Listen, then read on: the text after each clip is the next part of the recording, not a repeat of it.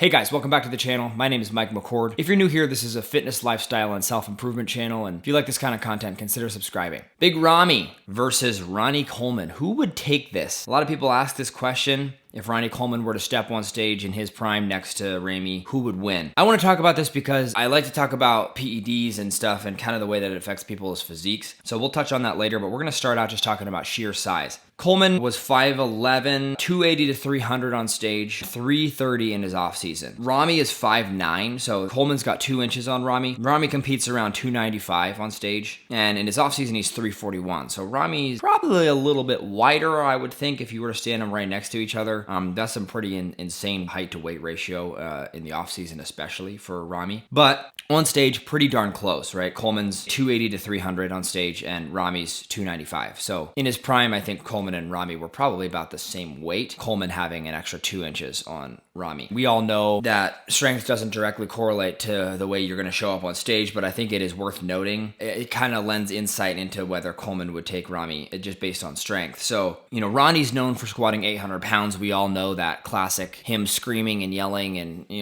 squatting insane amounts of weight. And Yeah, baby! Yeah, baby!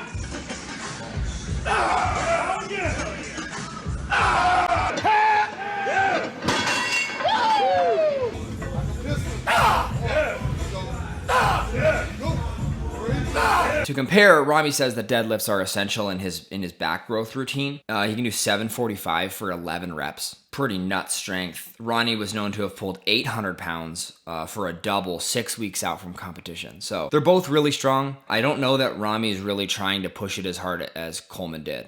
Ronnie Coleman was always super about that. If you don't lift no heavy ass weights, you're never going to get huge. Everybody want to be a bodybuilder,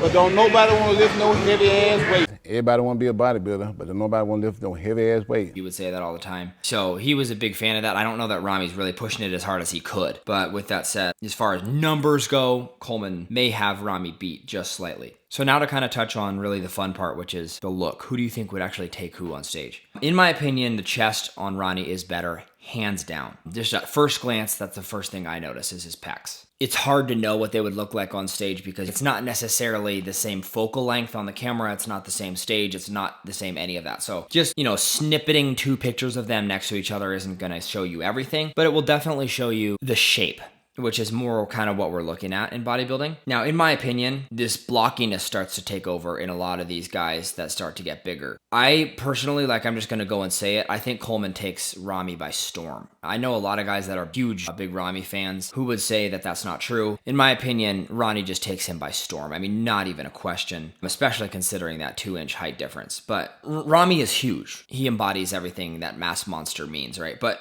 again, getting back to this blockiness, right? Depending on what compounds these guys are running, you really start to get this kind of grainy look that, in my mind, is not optimal. Now, I understand conditioning. I understand wanting to show up really dry on stage and seeing all that featheriness in the muscles. But based on the compounds you run, you start to see the skin change a little bit. The vascularity looks different. And even the muscle density looks a little different. I'm going to poke the bear a little bit and go to Chris Bumstead versus Ramon Dino. I know everybody loves Chris. I love Chris. I love his physique. I think he looks absolutely insane. His lat spread is phenomenal. He's got the height. But with that said, Chris is starting to get a little bit of a blocky look. And I think it has a lot to do with the compounds he runs. Ramon, however, has this beautiful flow to his body. And I'm not sure if it's just that he's not running as crazy stuff or if the genetics are just, that much different. But if I had to pick, honestly, my ultimate physique between the two of them, I think I would go with Ramon. It's because of this flow, this beautiful flow. And that's kind of what we're looking for in bodybuilding, in my opinion. I mean, this mass monster thing that we're all kind of chasing now with these big guys, it's cool. It's fun to look at these freaks. That's what we like, That's what people come to the shows for. As it pertains to the artistry of the flow of bodybuilding, I just think that Coleman's body showed up more naturally, if you will, than Ramy's does. And again, I'm not sure if that's because of the compounds or just because of the genetics or the way that his body responds to the compounds, but I just think his skin looks better. I think his flow looks better. I think his shape looks better. I think the symmetry is better. So then